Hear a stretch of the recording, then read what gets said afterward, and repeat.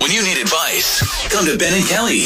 It's Group Therapy on 99.7 DJX. Yeah, so we got this message, and I'm sure it's pretty relatable to a lot of people that especially have, businesses, services, goods that some friends might need. So this is from Jeff. Hey, Ben and Kelly. Been a listener for many years. Don't know what to do here, but I wondered what other self-employed people do when friends expect them to do work for them at a discounted friend's price. Now, I don't want to say what I do because I'm not trying to cause drama, but I would be curious what others in my situation do when friendship and work collide. Simple request, simple question. Yeah. But complicated answer.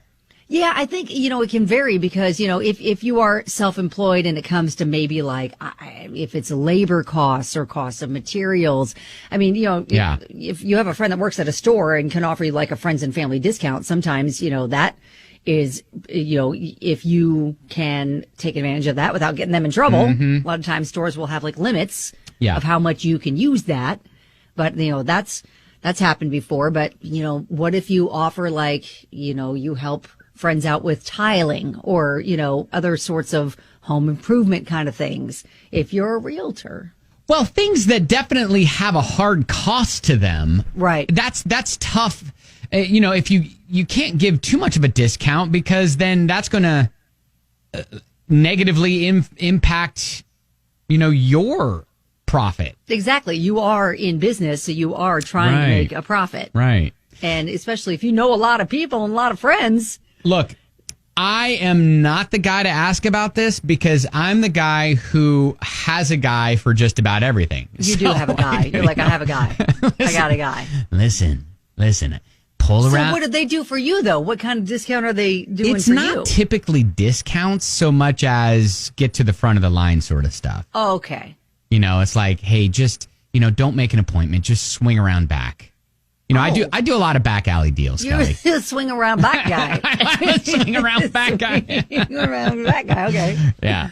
All right. So if you've got a thought on this, on how Jeff can approach his friend or friends, 502-571-9970. I think that would help, especially if you're in a profession that you get hit up by a lot of friends that are like, hey, give me the real price on this, not the inflated price. All right? do me a salad.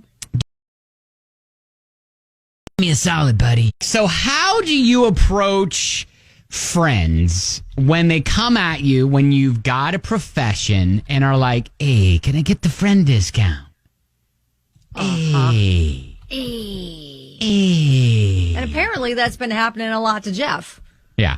But, so many more people are, chiming in on text saying, hey, that's rude to do that. And, all of my friends actually insist on paying me, full price. Mm-hmm. Jared said, never try to take advantage of small business owners' friends. Appreciate that they're out there working, not working for big corporates. Only cut the system on big companies when the opportunity arises. Take their time and cost into mind. Just cheat the big companies. That's right. That's right. And Allison said, if they're real friends, they wouldn't expect a discount. I use my friends to help their business and pay full price. That's awesome, Allison. All right. Nicole. So I clean houses for a living. Okay. And really, though, thankfully, I have not come across too many people trying to get me to reduce my hourly wage because they understand that I am worth what I charge, and it is for a reason that I charge what I charge. I've had some friends that are obviously not able to meet that charge, and I will offer, if I have the time, a discounted rate. But no one should ever try and come at you for free things. That's not a friend. A friend is someone that values you. Very good point. There's so many people that are chiming in on the text line saying, like all of my friends insist on paying me full price, which I think is fantastic because they're all small business owners. Nicole, I remember when I had a good friend from high school who worked at a bar, a neighborhood bar that I used to frequent. And I would go in, and when she'd see me come in, like, I would drink for free. But then I'm like, I felt so bad about it. I'd be like, hey, charge me for something.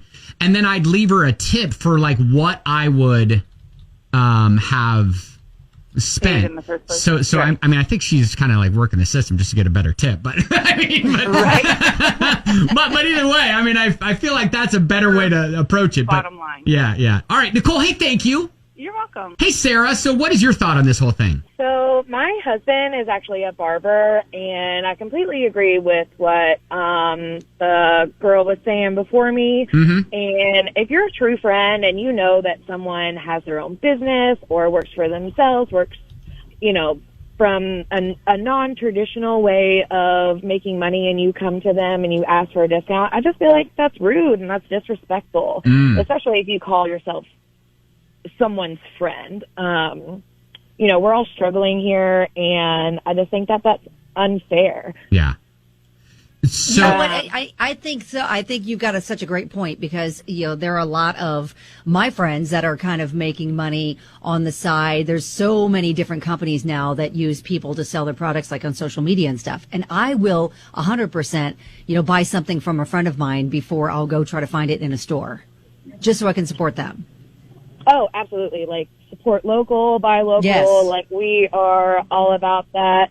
And again, my husband is a barber, and he went to school. He paid to have his trade, and he has been a barber for over 20 years. And it's not necessarily, for him, it's not all about the material that he's using. If he's giving someone a haircut or a fade. But it's a skill. It's a talent.